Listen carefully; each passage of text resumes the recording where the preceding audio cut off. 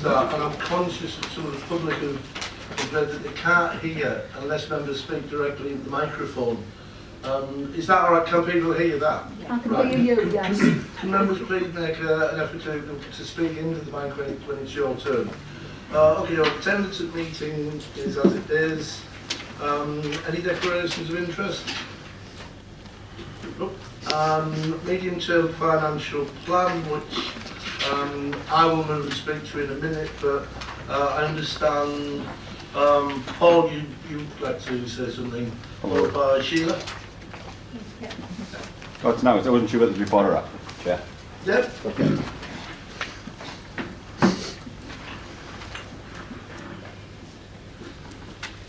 Okay. Thank you, Chair. Just some observations with regard to it. I've got two subject areas. One is which relates to the consultation survey, and one of which refers to the costs that are inherent. Just with regard to the consultation survey, the report on the council survey reports that 75 references were made to keeping the Crown Street building out of the total 328, which is about 20% of the total respondents. Given that there was no obvious opportunity to reference the library in the consultation, this clearly shows the feeling of respondents to this issue. The library facility in Crown Street could be utilised to facilitate much broader issues and help and alleviate some of the social challenges existing, more so than the new facility ever could. It clearly has a better opportunity to offer a safe place to vulnerable people than the hustle and bustle of the Dolphin Centre. It can also contribute to the vibrancy of the town centre by being utilised in a more dynamic manner, for example by exhibitions or targeted talks or presentations, and particularly if triangulated with other initiatives such as the efforts that have been made on the railways. It has an obvious role in potentially supporting the visitor economy, in particular encouraging visitors to the town centre, not just to the town. In light of this, I'd like the Cabinet to know whether the Cabinet intend to consider the relocation agenda, and engage part of the funds identified to the priorities that you had in the consultation to utilise keeping Crown Street facility as a library in supporting those agendas. Moving on to the cost side of things, we've got under an FOI request that was made a schedule of the costs that were related to the 1.1 million capital spend to relocate the Crown Street Library into the Dolphin Centre. That schedule currently shows a figure, although one we've been provided with, of 1,719,331. On that schedule, there's a number of concerns, starting with a list of notes added subsequent to the papers produced in 2016. These on the schedule provided referred to as being added on the 5th of April 2017. So, in the principle being there's costs being added since the 1.1 was declared.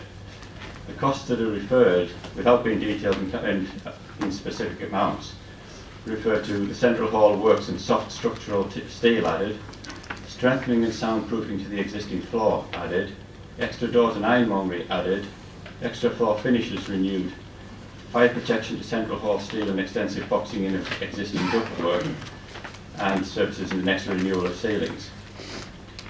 As the original proposals referred to a cost of 1.1 for the move and a further 600,000 for the phase 2 mechanical works, given the schedule remains at 1.7, how have those extra costs been incorporated into the MTFP as it stands now? Given the quotation relates to locating the library, it seems strange that there's been, within that same schedule, there's a specific exclusion that the fit-out costs of the library aren't included in the 1.1 million.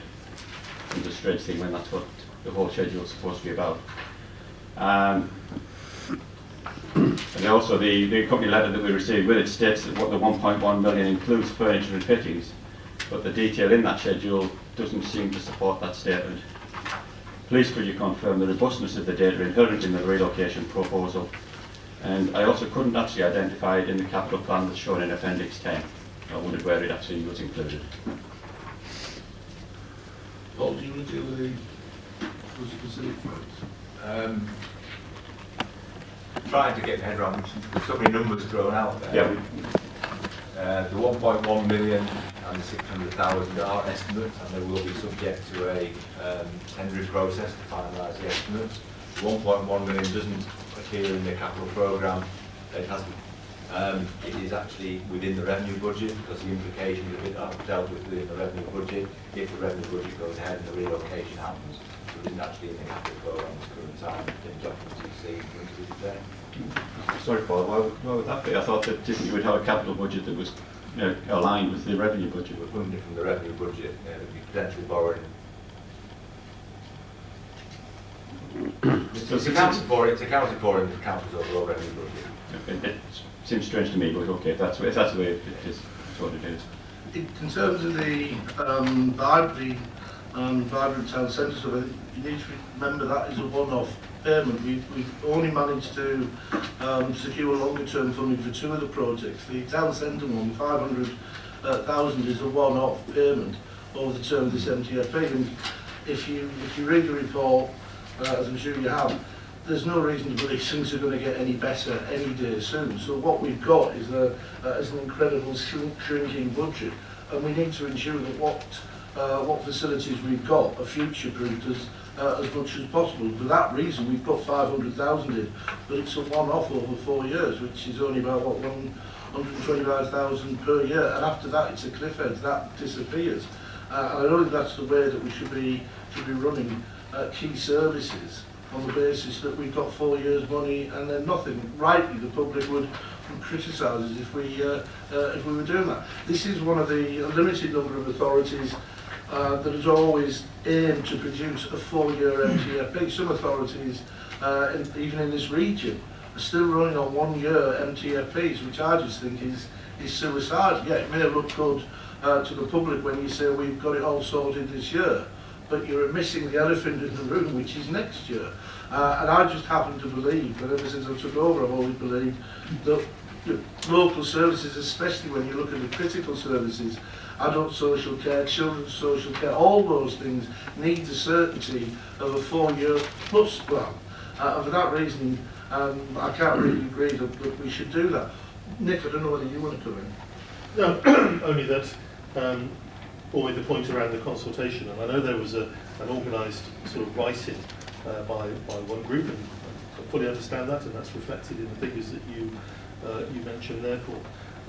Councillor Scott, myself and Councillor McEwen made a point of going around and knocking on doors, distributing, as far as we could, some surveys to residents on a random basis, and collecting in the surveys afterwards. And what a number of people said to us was just how difficult it was to separate those 5 priorities. They were the priorities of everybody. Community safety, visitor economy, town centre. People were finding it very, very difficult to split them. And although street scene and antisocial behaviour came up again and again as priorities, all 5 were said by many people as actually this is something we should all be spending on. And at the end of the day, there is, as Bill has said, a very limited amount of money that is there. And that money is only there because of the hard work of the officers in generating additional revenue. And because we took those very difficult decisions 2.5 years ago. Had we not taken those decisions, had we changed nothing, had we stalled, as some of the authorities have done, we'd be in exactly the position that Northamptonshire County Council is in now, and as we know other local authorities are in who have not taken some difficult decisions, not looked hard at the services that they have, and reordered. And remember that there are some substantial benefits. I know the campaigners are very keen to mention what they see as disbenefits, but there are some very important benefits from the relocation of the Central Library into the Dolphin Centre, as many other local authorities have found when they have relocated library service into community hubs.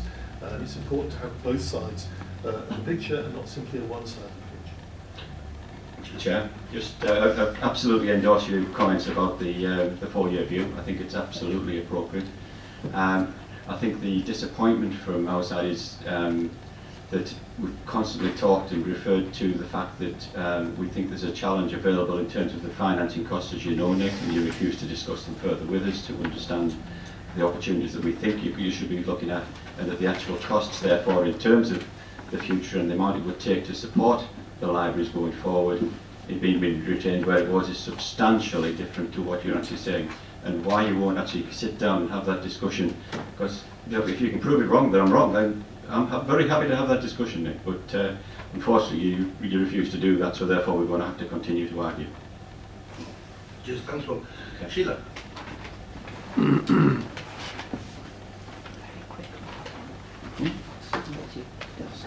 Before I make my statement, can I just ask Councillor Wallace what you meant by an organised writing? What you said? I'm conscious on social media and elsewhere, people were encouraged to respond, perfectly fine, to respond to the survey, and that's fine, I understand that. But it was in no way organised by the Friends or anybody else. I'm commenting on comments I saw on social media on Facebook. Okay, just wondered what you meant. On the I Save the just Crown wondered Street what- Library thing. I just wondered what you meant by it. Okay. Have that clarified. Right, so my question is particularly directed at Councillor Wallace, but it's prompted by the medium-term financial plan and the survey regarding the underspend which came to light in late 2017. The survey allowed participants to vote for 5 themes. Unsurprisingly, none of these themes mentioned Crown Street Library. However, many participants suggested retaining the library at Crown Street. In view of previous surveys, questionnaires, petitions, letters and demonstrations, it seems unfair that the retention of this service at Crown Street was not an option. I am a member of the Friends of Darlington Libraries. We've challenged Darlington Borough Council on this issue for 2 years.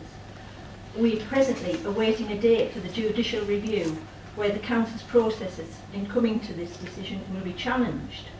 In addition, there are issues being looked into by the Department of Culture, Media and Sport in relation to Darlington's already underfunded library service, and that by that I mean in comparison to other authorities.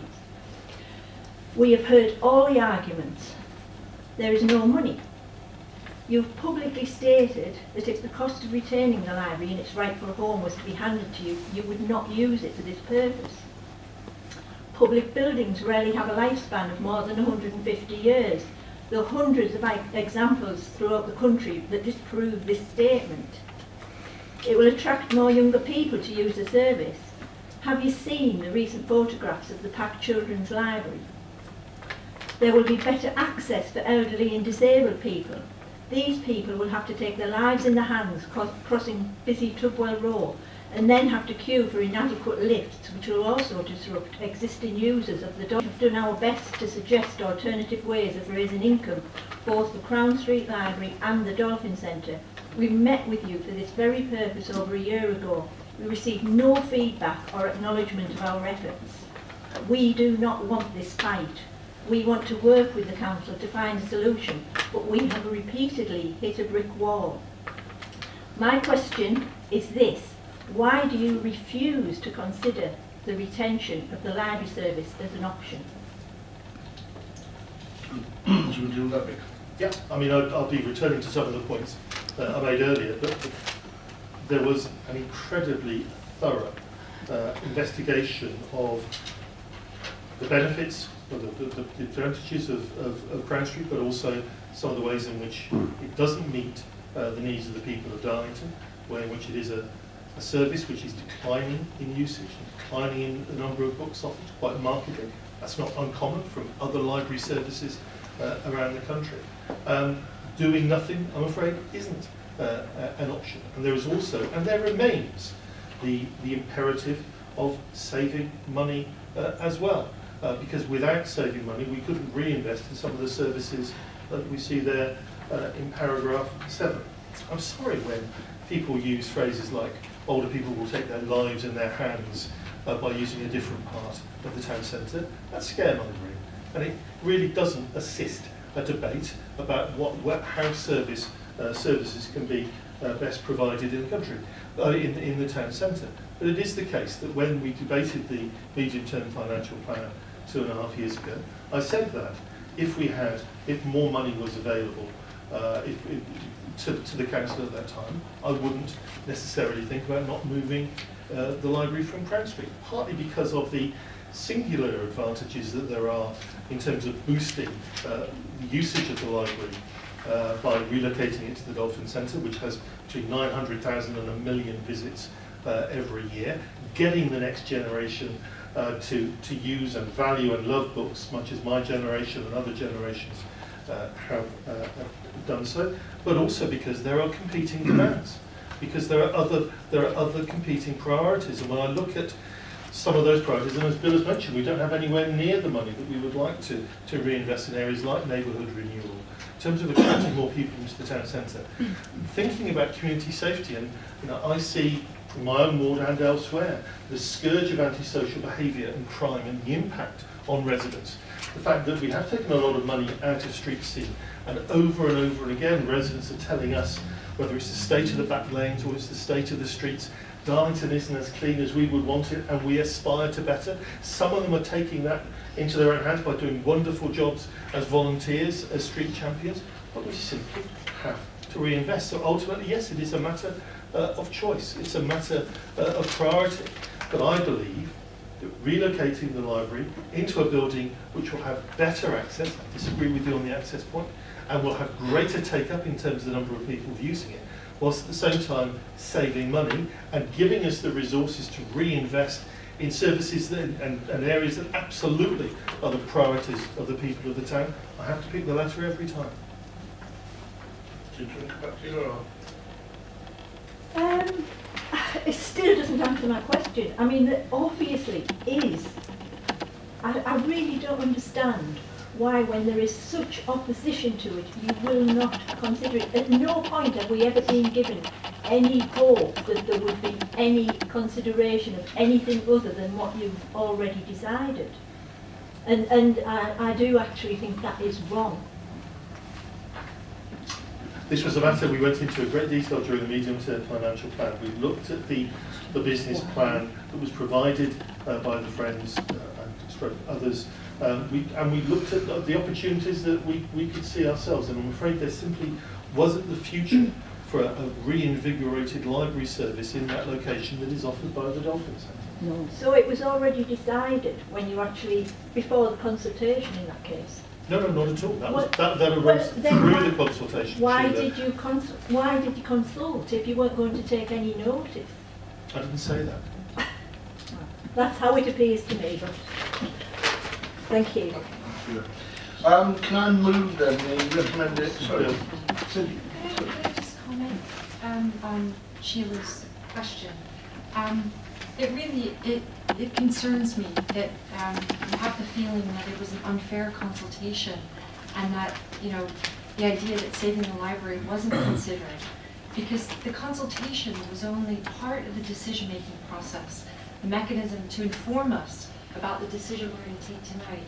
So clearly, we took notice of the fact that people took the time to write something in, and we did discuss it, and it helped to inform us. Yeah. So I just really wouldn't want the public to have the idea that it was unfair, because all of the consultation was actually discussed at great length Are you by talking? colleagues. Are you talking about this consultation just recently? I mean, though, saying you've discussed it, but then you've dismissed it again and again and again. Chair, it's just from my perspective, I need to be able to explain that. Yes. Yeah. Thank you. Thank you. Okay, so if I can move the recommendations at 10 for the reasons at 11, and just by background, as members will see in particularly paragraph 3, things have not been good and things are getting worse. We've lost so far £42.4 million. We are on track to lose by 2021-22 51 million. We've lost 730 employees. So when people say to me, well, can someone do something about whatever? Regrettably, I have to say no, because we don't have anybody. Those days are gone. In terms of how we've been able to put this MTFT together, I think some people in the room, not just cabinet members, were here when we brought the original report.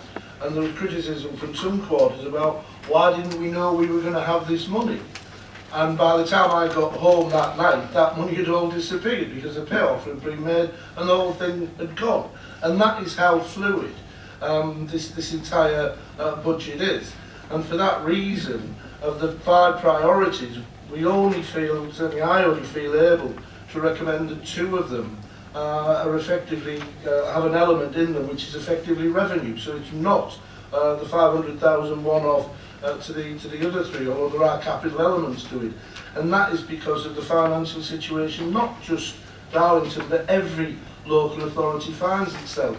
And it's quite topical that if we weren't taking these decisions, at some point we would be issuing a 114 declaration, which would mean there'd be no discretionary spend. That would be the state that places like Surrey are heading towards, and Northamptonshire has already hit.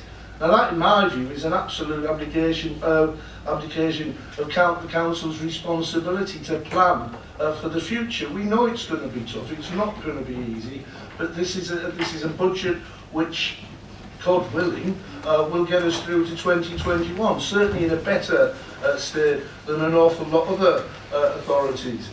In terms of the 5 we picked, I'd have to say that the surprise for me was that antisocial behaviour beat street scene. If you look at my postbag, my email account, etc., I get daily comments about street scene, etc.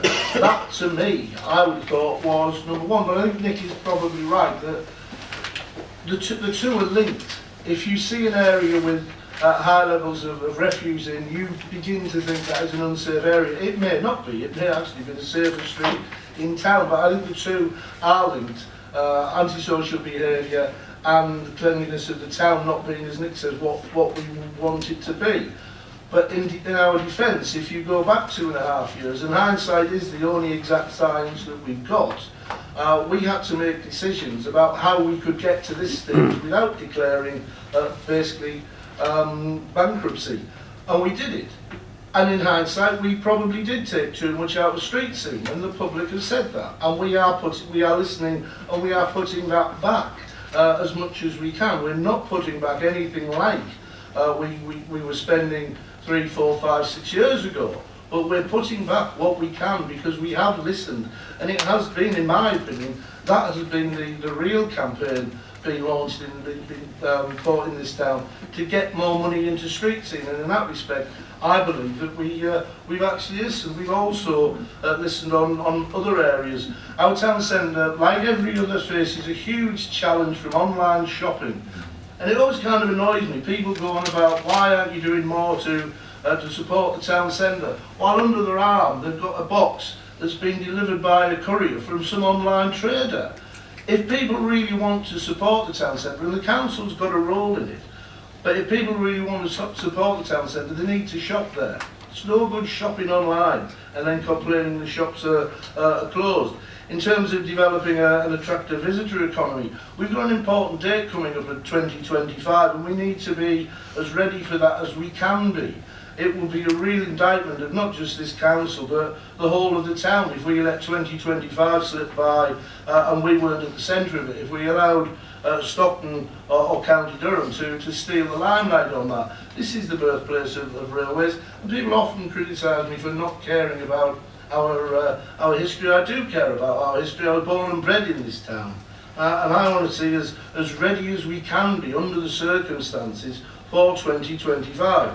I'd really like us to also be able to roll out what we've achieved at Redhall in terms of neighbourhood renewal. That has been a phenomenal scheme, and it has impacted greatly on the lives of many people, virtually all of them at some degree of disadvantage, probably disadvantages that certainly we in this room don't suffer from, but they do, and that has really made a difference to the lives of people who needed it. And for that reason, I'd like to see us do something along that, and that, for those reasons, is why I present this, and Cabinet, I hope, will support it. But it's all predicated on the belief things don't get worse. And they might get worse. I said that last time, and then they got worse. I really hope that we can make this stick and we don't suddenly find that we've lost even more money for whatever reason, because without it, that fund disappears. And when you look at it, 4 million quid is a lot of money. If I want the premium bonds and I want £1 million, that will be a shed load of money. But 4 million quid on the corporate budget of this authority is a few percent. Now, to get within 2% of your budget is not bad. If our high street banks had managed that 10 years ago, we wouldn't be in the bloody mess we are now. So for that reason, I moved the MTFP and would ask Cabinet for comments. Heather. Yes, just a general comment at this stage, Mr Chairman, because we're still in discussions over the main budget papers, but like you, I was quite surprised that community safety came out top before street scene, because I think we all as members have had people talking to us about street scene. But it was interesting at this morning's meeting of the fire authority that they have put community safety very high on their agenda. And I think we've got to do something with the police, because I think the statement that's been made, particularly was made by Ron Hogg in the council chamber some time ago, that there is a perception that there's a problem about community safety and so forth. And I think we've got to get the message through to him that it is not a perception. There really is a major concern within the people of this town. And I think, you know, we need them on board as well to work together. We agree? So item 4 is investment opportunities, which is the Steve there. Thank you, Bill. This is the issue that we've considered before on the list of reports coming back today. It's to revisit an early position. Members will be aware that Council has previously approved the principle and establishment of an investment fund. The established fund is being utilised as envisaged in the original report to the Council, which is appended to this report. And there's some examples in paragraph 9, just to highlight one of them, with a joint venture company with Esh in between for building housing. And the point of the fund is that we invest in this and it brings a greater return than we can at the moment by simply investing in the markets. The purpose of this report is to seek permission through Council to increase that provision from £10 million to £30 million, on the presumption that that is approved as before. Should any schemes be found or thought that we should pursue, the full report will go to Cabinet explaining the whys and wherefores of what's intended as it happened in the past. And just to stress the real reason to do this is actually using opportunities that are there. Other local authorities around the country are using similar schemes to make investments. And it does two things really. One is to improve the use of the money that we have, and secondly, in this instance, as an example I gave, it is also is helping with house building that members will be aware that we do need to do. So it's a scheme that helps in many different ways. So with that, Chair, can I move the recommendations in paragraph 6, and the reasons are outlined in paragraph 7. Questions? By increasing the provision from 10 million to 30 million, I presume we're increasing the possible risks as well. Are they within an agreeable amount under the financial status we're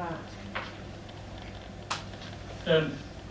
I mean, clearly, yes, you do increase the risk because you increase the amount of money, but to go back to what I said before, in the instance of the example I gave, where we've invested £1.5 million so far, the risk there is that it's house building. We jointly put money into it with Esh. In the way that's being managed at any one time, there's probably no more than 10 empty houses that are for sale. They build houses when they've been sold, so if it collapsed, at worst, we would end up with 10 houses that we would then potentially use for council schemes. So yes, there is a risk. But the point of developing these schemes, we do it in such a way that we minimise the risk.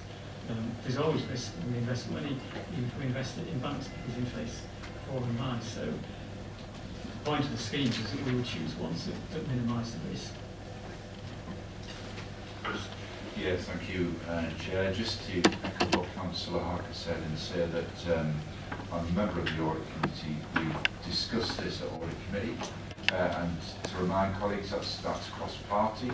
That there was assurance when this was discussed in terms of managing that risk, and also, as I've reported in other fora, that there is a new prudential code being developed, which will really requires to give more information, but just to report really that the Audit Committee was assured in respect of these recommendations. And to be clear, if you look at the report, the the scam. We're not talking about mining Bitcoin somewhere around the world or acquiring exotic hotels or anything dodgy like that. You know, we're investing in our own covered market. We're investing in, as Steve said, housing in a limited way. So if something goes wrong, we finish up with houses within our own borough. So in that respect, I don't see how it could be made less risky. But we're certainly not involving ourselves in any kind of casino economy or anything silly like that. And as Chris said, I think the fact that the audit committee have been relaxed about it, and our auditors are relaxed about what we're doing. But we need to do something. If there's money to be generated from a housing development on our land, why should a private company get it all? Why shouldn't the people of this town benefit if we can do that? Is the report agreed? Agreed. Okay. Item 5, housing revenue account, which is Andy's. Thank you, Chair. I'm asking members to consider the revenue budget, the rent levels and the service charges for the Council's housing revenue account for the financial year 2019. And I'm asking the following recommended to Council that A, an average weekly social rent reduction of 1%, which is in fact mandatory, so we don't have any choice in that. B, the carriage rents and service charges are increased, and this is based on current inflation rates. C, that the budget is agreed and that the housing business plan is agreed. If I can just point out, Chair, paragraph 10 to 13 talks about new build. I think we should be very proud of what we've been doing with new build. You know, it's the case in point is Darlington where those houses will shortly be ready. And we continue to look for suitable sites to invest in building council houses. I think that's absolutely great. And secondly, Appendix 3 sets out the 5-year investment plan, which again shows that we are not just building new houses, but we're investing in our existing stock and improving them where we can. So I move the recommendation in paragraph 3. Is that accepted? Questions, comments? Just in paragraph 24, the net result of the decrease in rent levels over a 34-year period is £2.5 million, which could have gone to building houses. Consider the government keep banging on about wanting people to build social housing. We still are. We're one of the few, and I know Heather was with cross-party support that we hung on to our council houses. We kept the housing revenue account, which a lot of authorities don't now have, and so for that reason we're able to build. Having said all that, why the hell does the government then say that you've got to forego 1% rent per year, which would have built us a shed load of houses of the one, I think it's 140, 160 we think we need per annum. But we are where we are, and I think we've done exceptionally well. Can we agree the report? Item 6, Prudential Indicator and Treasury Management Strategy report. Steve. Thank you, Bill. This report is the first report for 2019 of the Prudential Indicators and Treasury Management. It outlines the Treasury Management Strategy for the forthcoming year and also expected prudential indicators related to the cost of borrowing. The report is about two things. Firstly, showing our borrowing in relation to its capital programme and how it is managed. And secondly, with regards to investments, critically that they are secure and with sufficient liquidity for the Council's requirements. The report outlines the changes to the SITFA Prudential Code for 2019-20, which will require the production of a high-level strategy to be approved, along with a suite of NTFP reports for 2019 and 20. It also outlines changes to the Treasury Management Code for 2019-20, which will include an increased reference to due diligence, and risks to capital and returns for non-treasury type investments, including property purchase. The Council's treasury management practices will be reviewed and revised over the coming months to reflect changes to both the Prudential Code and the Treasury Management Code and their indicators.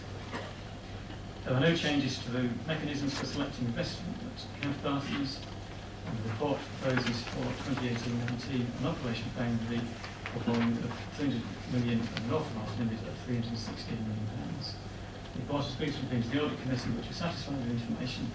And with that, Chair, can I move the recommendations which are outlined in paragraph 5. Seconded. Questions, comments? Why doesn't anybody ask questions on this report? Can we agree?